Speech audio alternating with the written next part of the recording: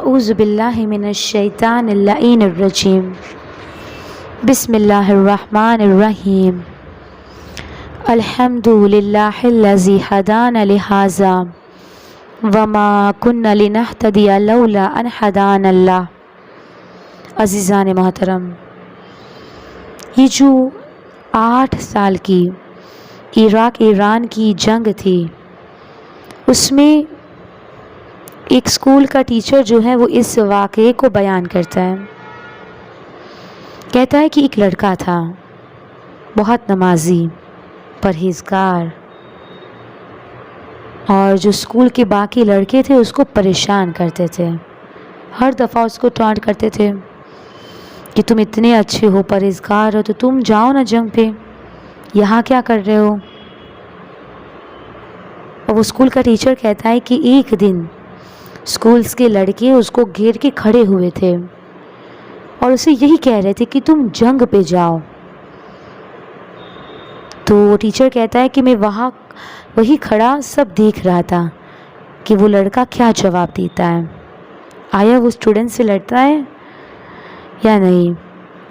اور وہ اسٹوڈنٹس اس لڑکے کو کہہ رہے تھے کہ تم جنگ پہ جاؤ، 2 سال تو ہو گئے جنگ کو، یہاں کیا کر رہے ہو؟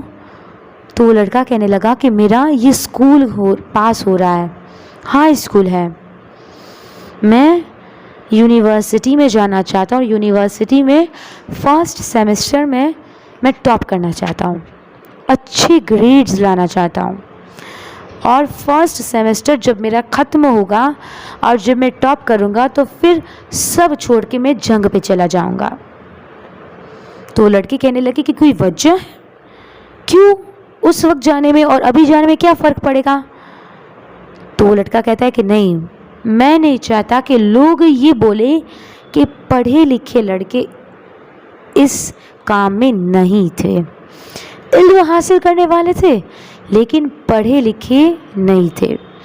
کہا وہ ٹیچر کہتا ہے کہ بات ہو گئی، بات وہیں پہ ختم ہو گئی، گزر گئی، کافی عرصہ گزر گیا، وہ جو لڑکا تھا وہ بھی اسکول سے نکل گیا، اور وہ ٹیچر کہتا ہے کہ میں بھی اس اسکول سے نکل گیا اور ایک کمپنی کا، ایک بریگیڈ کا ہیڈ بن گیا، اور بصرہ اور ایران کے درمیان میں ایک نہر ہے جسے آرون کہتے ہیں، بہت تیز پانی کا بہاؤ ہے اس کا۔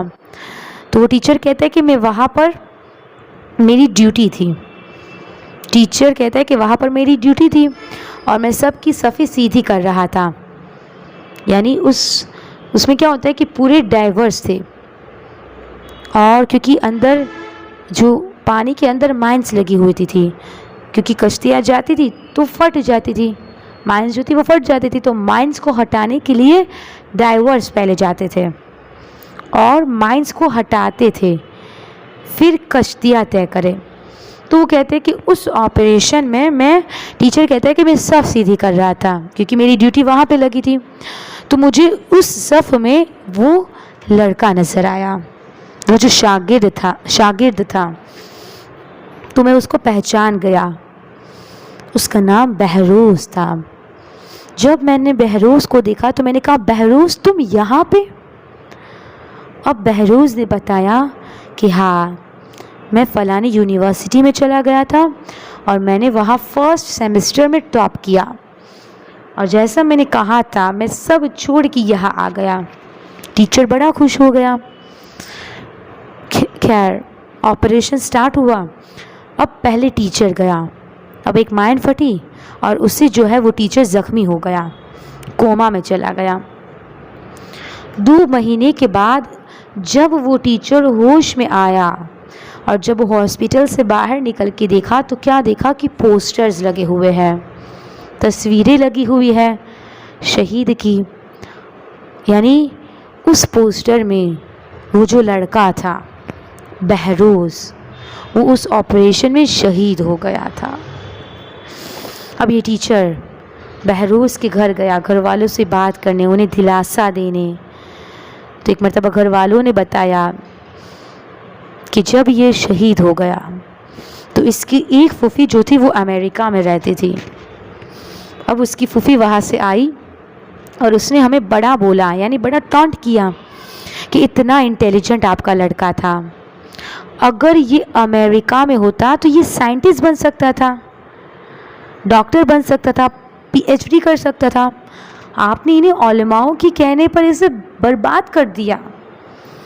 وہ گھر والے کہتے ہیں کہ اس کی پھوپھی ہمیں ٹانٹ کر کے چلی گئی. دوسرے دن صبح جب ہوئی تو وہ روتی ہوئی واپس آئی. تو ہم نے بولا کہ کیا ہو گیا, آپ اتنا کیوں رو رہے ہیں, کیا ہوا؟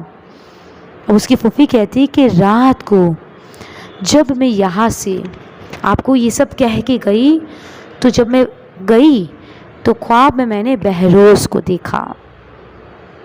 بہروز نے وہ گاؤن پہنا ہوا تھا جو یونیورسٹی کے گریجویٹس پہنتے ہیں.